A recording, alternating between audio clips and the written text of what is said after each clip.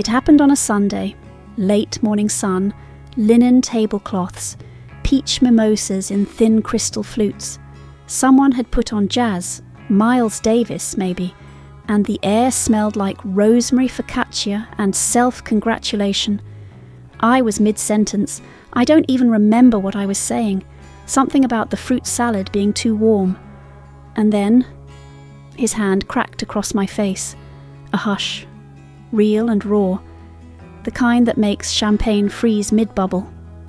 No one moved, except her, Miranda, my mother-in-law.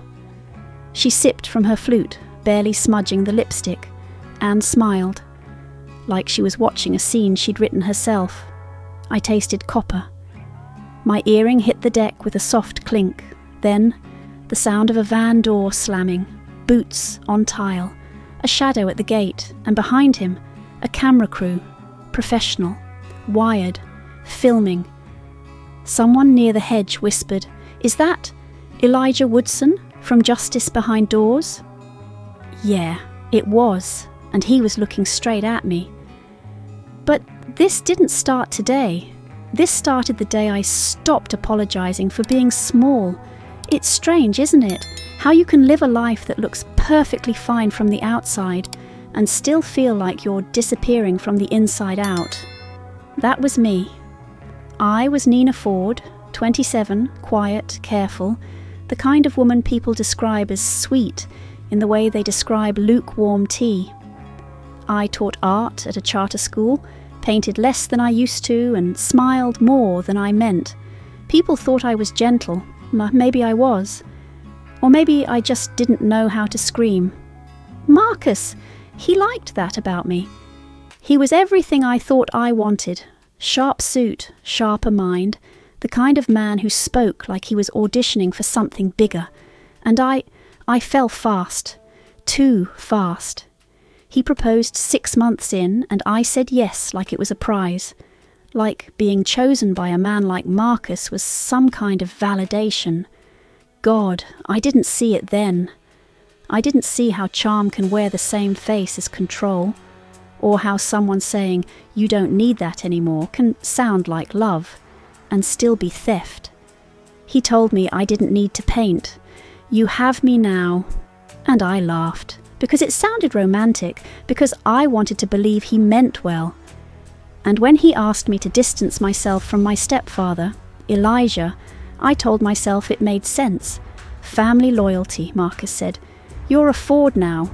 What he meant was, "You're mine now."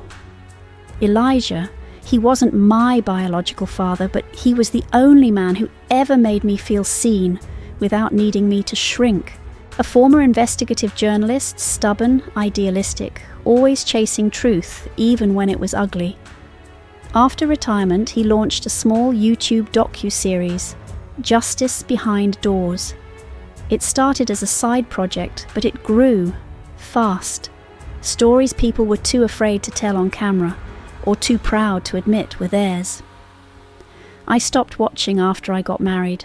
Marcus made jokes about it, called it grievance porn, said Elijah was just harvesting trauma for clout, and I nodded, like I always did.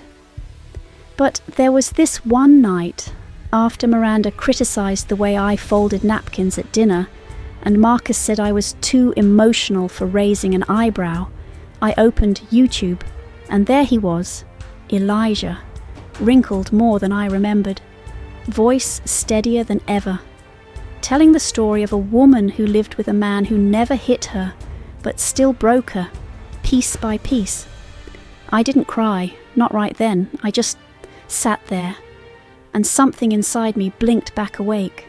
They say loyalty is the glue of family, but I think loyalty without respect is just a cage with fancy hinges. That day, I started remembering who I was before I became Nina Ford, and I wasn't ready to forget her again. It started small, like most things that rot you from the inside. The day we moved into Marcus's townhouse, no, his mother's townhouse 2 doors down from hers, I noticed how my favourite coffee mugs never made it into the cabinets. Miranda had already stocked them with matching bone china, I laughed. She didn't. "This is a real home now," she said, placing her manicured hand on my shoulder like I was an unruly child being settled. "We'll help you grow into it." Grow into what? At first I told myself it was just her way, her need to be involved, her obsession with appearances. But it didn't take long to realise nothing I brought into that house was allowed to stay. Not the plant I raised from a clipping, not the painting of my mother's hands. I hung in the hallway, not even the scent of my cinnamon shampoo. "You should try lavender," Miranda suggested, handing me a bottle she bought from somewhere that only sold things in muted colours. "Marcus prefers calmer notes." Marcus never said a word. He didn't need to. Because I was learning, silence had weight. Every time I spoke, someone adjusted me, my tone, my posture, my priorities. "You should smile more when Marcus speaks. You interrupt without realising it. You need to let the man lead." And I tried so damn hard. I stopped reaching out to old friends because their visits made Miranda tense. I turned down the summer art grant I'd been shortlisted for because Marcus needed stability in the household. Even my job, which I used to love, became something I apologised for. He called it cute. His co-workers called me the little painter wife. At night, I lay in bed staring at the ceiling, wondering when I stopped being Nina and started being a role, a performance, an accessory. One night, after a particularly brutal dinner, where Miranda berated me for making mashed potatoes that were a little too rustic, I sat on the bathroom floor with my phone in my lap. I typed "justice behind doors" into the search bar. Elijah's face popped up, older, greyer, but unmistakably him. He was talking about power dynamics, control, the difference between dominance and devotion. There was a woman, anonymous, her voice shaky but clear. She said, "He never hit me. He never had to. He just erased me, gently." I watched the full 22 minutes without moving. The next morning I created a private email. I gathered screenshots, texts from Marcus where he scolded me for using emotional language, bank statements showing he moved joint savings without asking, even a voice memo where Miranda told me, point blank, "You're here to enhance Marcus. You are not the centerpiece." I didn't think Elijah would answer, but a week later he did. Just 6 words. "Tell me when. We're watching. Stay safe." I read it 3 times. I never replied. But I didn't delete it either. Instead, I started hiding small things, evidence really, in a folder on a flash drive. Voice notes, phone recordings, dates, patterns, not to destroy him. Not yet, just in case. Because deep down, some part of me knew there would be a day when pretending wasn't safe anymore. And it would come faster than I expected. Absolutely. Here's part 4, Rising Action, 900 words, continuing in Nina's voice with the tone and structure optimised for voice-over drama. The brunch was Marcus's idea, of course it was. He called it networking disguised as leisure, said it was time to show his colleagues that he was the full package, stable marriage, elegant home, perfect control. I was told to wear the blue dress, not the one I bought myself, the one Miranda gifted last Christmas, with the neckline she thought was appropriate for my role. He didn't say much the morning of, just looked at me from across the kitchen and said, "Smile today, it's important." I wanted to ask, important for who, but I didn't. I just nodded and went back to arranging orange slices like they were brush strokes I no longer understood. Guests started arriving at 11, all firm handshakes and shallow compliments, laughter that felt like an audition. Marcus turned it on like a spotlight, confident, gracious, golden, the kind of man who made men jealous and women nod approvingly. I knew this version of him. He wore it like cologne. They moved through the backyard, settling into the sun, sipping cocktails from crystal glasses that Miranda insisted on loaning us. Real crystal, not the glass ones you had before. Somewhere between the introductions and the eggs, Florentine, I saw her, Claire. She'd been my roommate's sophomore year, a real friend. The kind who once held my hair back while I sobbed over a failed painting and whispered, "It's not failure if it still matters to you." She recognized me instantly. Her face lit up, wide, real. "Nina?" And I blinked, paused, then smiled, polite, small, like we'd never met. Her eyes shifted, hurt, confused. She nodded once slowly and walked away. I don't know if she understood what I'd done. Maybe she did, maybe she didn't. But God, did it hurt anyway. The air got heavier after that. I could feel Marcus watching me across the lawn, calculating. Every time I opened my mouth, he shifted his weight slightly, like warning bells on a pressure valve. Then came the moment. One of his partners, some guy named Rick with 2 white teeth, turned to me during a lull in conversation. "So, Nina," he said, "I hear you work with kids? Art stuff?" I opened my mouth to answer, just a few words, nothing big, just something true. But Marcus laughed, loud, too loud. "She teaches finger painting," he said. "Nothing serious, but it keeps her busy."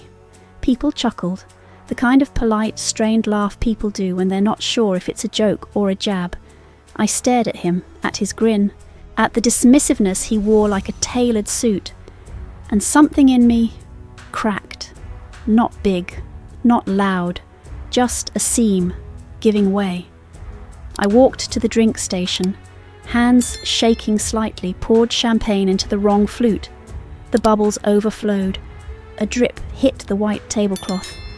Marcus was at my side in a breath. "What did I say about the presentation?" he hissed through clenched teeth. "This is a reflection on me, Nina." I didn't look at him. I didn't even flinch. I just leaned in and whispered, "You might want to keep your hands clean. I hear cameras see everything these days." He froze. For a second I thought he might back down, that somewhere buried under the layers of control and ego, he'd hear me. He didn't. "I told you not to speak unless spoken to," he snapped, and then I did the one thing I'd never done. I looked him dead in the eyes. "Then maybe," I said softly, "you shouldn't have married someone with a spine." And that was it. The hand came up before I could blink. The slap cracked through the air like a matchstick snapping. Gasps. A dropped glass. My cheek stung. But I didn't touch it, not this time, because before the silence could settle, we heard it. The gate creaked open, metal on metal, everyone turning in sync. Sunlight flashed off a camera lens, blinding and cold. 2 camera operators moved in like they belonged on a movie set, wires trailing, red record lights blinking. Elijah, my stepfather, walked straight into the center of it all, the boom mic hovering over his shoulder. For a heartbeat, the backyard was split, one half stuck in silent shock, the other flooded in harsh, unblinking light, one carrying a boom mic, the other holding a rig already rolling. Someone gasped, Is that Elijah Woodson?" He didn't answer, didn't need to. He looked at me, not with pity, not with panic, but with permission, and I didn't cry, I didn't smile, I just stood there, hands at my sides, heart still beating, because I'd expected silence, but what I got was broadcasted clarity, absolutely. Here's part 5, climax, 900 words, in Nina's voice, deepening the emotional shift and unveiling the full confrontation. The camera kept rolling. No one said a word. Even the wind, which had been so chatty just minutes before, rustling napkins and clinking cutlery, fell still. Marcus's hand hovered near his belt, as if unsure whether to clench or retreat. Miranda looked like someone had spilled wine on her pearls, eyes wide, mouth slightly open, her grip on her champagne flute tightening, but not enough to shatter, not yet. And Elijah, my stepfather, he stepped forward, calm, calculated, like he'd done this before, because he had. "This episode," he said without even glancing at Marcus, "was filmed with the consent of the victim." He looked at me again, voice steady. "Her name is Nina." Somewhere near the mimosa bar, a guest inhaled sharply. Another backed toward the garden gate, whispering to their partner, "We should go." But no one moved fast enough. Elijah set his black leather folder on the brunch table, the table that had once been dressed in perfection, linen, and borrowed civility. He flipped it open, photos slid out, one by one, a screen grab of my bank app where $2,400 had been moved without discussion, a transcript of texts from Marcus berating me for oversharing with my own family, an audio clip cued playing his voice, cold, clipped. "You exist because I allow it. Don't test me again." Gasps now, not polite, real. Miranda reached for the folder, but one of the camera crew shifted closer. "We're live," the man holding the boom mic said, like a confession or a warning. Marcus snapped. "Turn it off," he barked. "You don't have permission to film in my house." Elijah finally turned to face him. "You don't get to demand silence anymore." Marcus lunged for the nearest tripod and was stopped, not by force, just by presence, by truth, by fear, real fear, not the kind he projected on others, but the kind he'd never learned how to withstand. Miranda tried another tactic, her voice softened. "This is a family matter," she said. "It doesn't need to be public." Elijah's eyes didn't flinch. "Then maybe," he said quietly, "you should have acted like a family." He looked at me again. Just me. Like the entire backyard had disappeared and it was just us. "You can end this, Nina," he said. "Right now, it doesn't have to air. It never has to leave this table, if that's what you want." I felt every eye turn. Guests, colleagues, strangers in suits and sundresses, waiting to see what kind of woman I really was. I stood there, trembling, not from fear, but from recognition. My silence had protected him. My voice could end him. And yet, it wasn't about revenge, it was about proof. For me. For every woman who's ever been told she's dramatic, oversensitive, imagining things. "Run it," I said. Not loud, not angry, just finished. Not for me, for the girls who think they're overreacting. Marcus whispered something I couldn't hear. Maybe my name, maybe a plea. I didn't care. Miranda's flute finally cracked. A small, high-pitched ping. She dropped it like it burned. No one moved to clean it up. Elijah nodded, turned back to the camera. "You've just witnessed what control looks like, and what breaking it sounds like." He paused, almost smiled. "You're watching justice behind doors."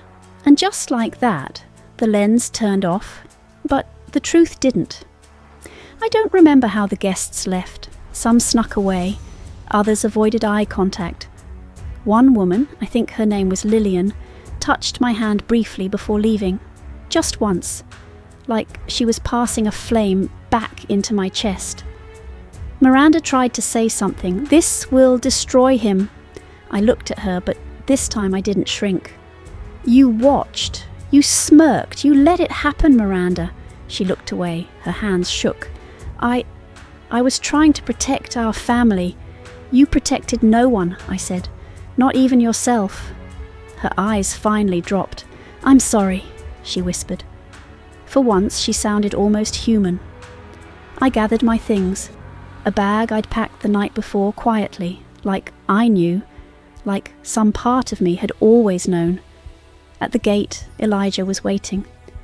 "You sure?" he asked softly. I didn't answer right away. I looked back. At Marcus, smaller now. At Miranda, shaking with the wrong kind of shame. Then I looked forward, and I breathed. That day didn't end with a bang. It ended with quiet applause, the kind you give yourself when no one else is watching. It's been 7 months. The wind smells different here. Salt, wild grass, acrylic paint drying in a tiny studio that I pay for with my own name on the lease. Sometimes I sit by the window and watch seagulls hurl themselves against the wind and think, maybe freedom isn't quiet after all. Maybe it just sounds different. I teach art now, again, real art, with messy fingers and children who argue about which colour is happier. There's no syllabus, no rigid lines, just laughter, sometimes tears, and the low hum of women's voices who drift in and out of my class, always welcome, never required to smile if they don't want to. The first week I moved here, I painted for myself. I couldn't stop. My hands shook. I ruined canvases. I started over and over and over until one afternoon the brush simply rested and the painting stared back. A long table set for brunch, sunlight spilling over empty chairs, every plate full, every seat vacant. It's on my wall now. Sometimes I stare at it and let my mind go blank. Sometimes I remember every single name I wish had stayed. I don't check the news, but sometimes it finds me. Marcus's law license was suspended after the footage aired. Enough complaints, enough pressure. He sent one email, 4 lines. "You made me look small. I hope you're happy now." I never answered. Miranda put the house up for sale.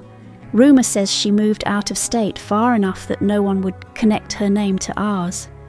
Sometimes I wonder if she remembers my face or just the places where my things used to be. But most of the time I don't wonder at all. I fill my days with small, bright things. Gardenias in chipped mugs. Recipes I've never tried before.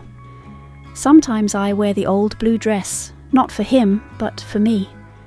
I drink from my favourite mug, chipped but unbroken. I walk everywhere, on my own feet. The shoes don't pinch. One afternoon after class, I found an envelope tucked under my studio door. No return address. Inside, a single folded page, heavy, expensive stationery. It read, "I should have spoken up. I'm sorry I didn't. You helped more than you know." It wasn't signed, but I recognised the handwriting. Lillian. The one who squeezed my hand before leaving that day. I pressed the note against my heart, let the quiet apology settle in the place where old shame used to live. As I turned to lock up, I found a girl, maybe 16, waiting at the door, clutching a sketchbook like a shield. "Are you the art teacher?" she whispered. Her sleeve covered bruises, but her eyes were defiant. "Come in," I said. "No one will ask you to shrink here. You can paint whatever you want, even if it scares you." I don't need forgiveness. I don't even need closure. What I needed, I finally found. Boundaries. A place to paint. A life I built for myself, not one that was built around other people's approval or silence. Some nights I still dream about the old house, the one with the empty rooms and mirrored surfaces, where footsteps always echoed too loud. I wake up with my heart racing, but then I hear the ocean, and I remember I'm here, and I'm free. My silence used to be survival. Now, it's a choice. I never needed the last word. I just needed the last page to be mine. So, if you're still listening, if you're still here with me at the edge of this story, I want to say something, just between us. To the girl who hides bruises with makeup or keeps her voice quiet so the world won't hear her crack. This is for you. I see you. Maybe you don't believe that yet, but I do. You don't have to shout. You don't have to prove anything. Sometimes just staying, or just leaving, is the loudest thing you'll ever do. And you're allowed to want peace more than you want to be understood. Are you watching from silence or from healing? If you want, leave a comment below. Still healing. Spoke up. or know someone. If you're not ready to comment, that's okay too. Just know your story matters, even if it's never typed out loud. And if you saw someone being humiliated like I was, what would you do? Would you speak up, record it, walk away, confront them later in private? Your voice matters, even if it shakes. Thank you for listening to my story. Maybe one day you'll tell your story too. I hope you do. I'll be listening.